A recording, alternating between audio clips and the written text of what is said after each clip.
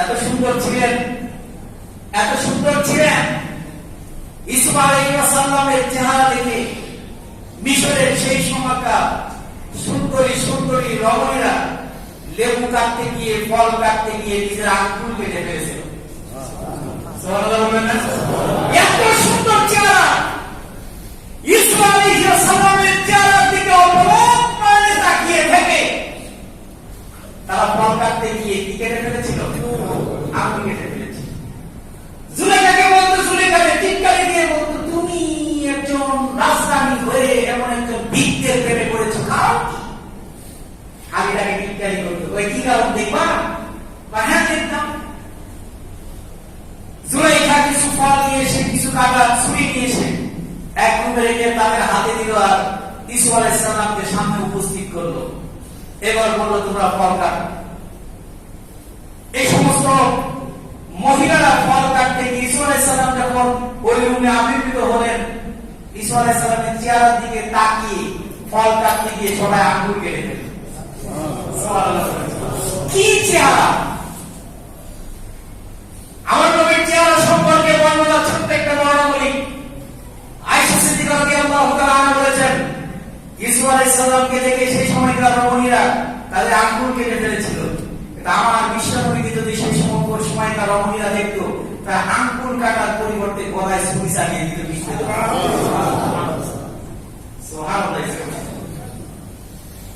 হযরত ইউসুফ আলাইহিস সালাম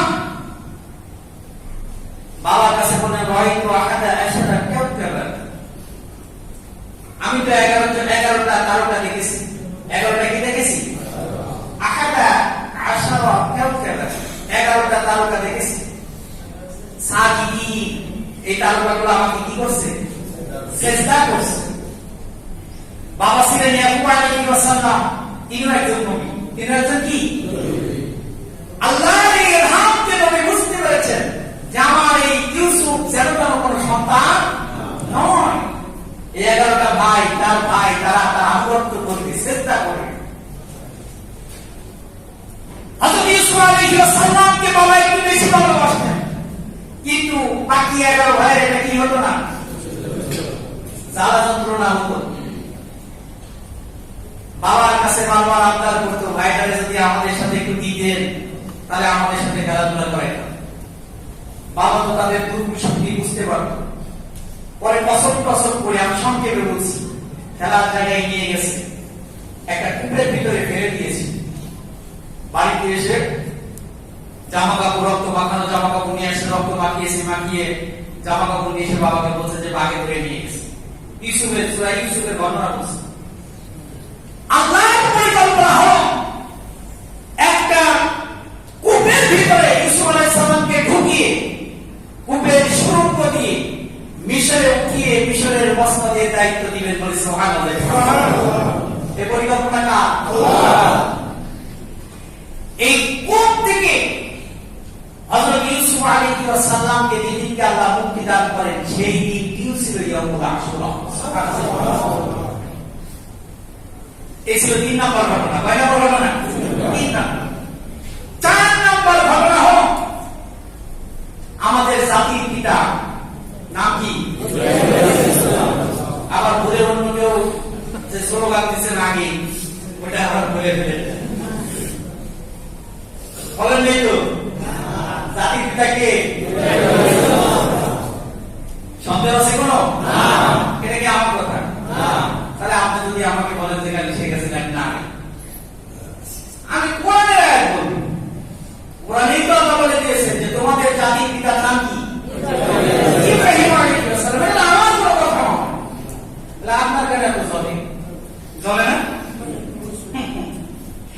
যাই হোক, ইব্রাহিম আলাইহিস সালাম ইতিহাস ঘটনা বড় না?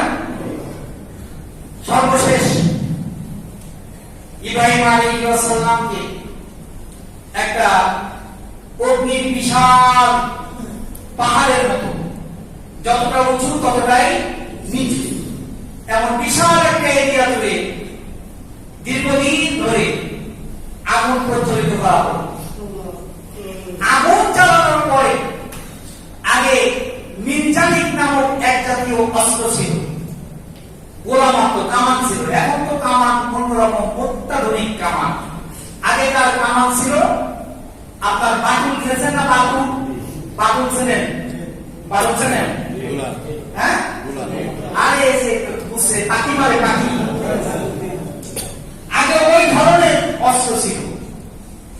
ওই মাথায় এক পাশে বড় বড় পাথরের গোলা, এই পাথরের গোলা বা বিভিন্ন ঝুঁটুর দিয়ে এক জাতীয় বল বানানো হতো।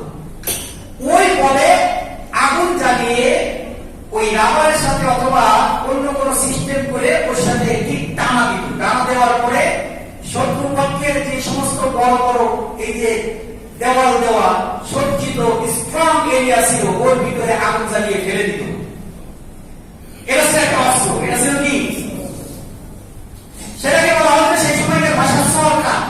কি বলতো? সরকার। হযরত ইব্রাহিম আলাইহিস সালামকে ঠিক এমনই ভাবে এমন একটা সরকার সরানো হলো, হাত পা বাঁধা হলো।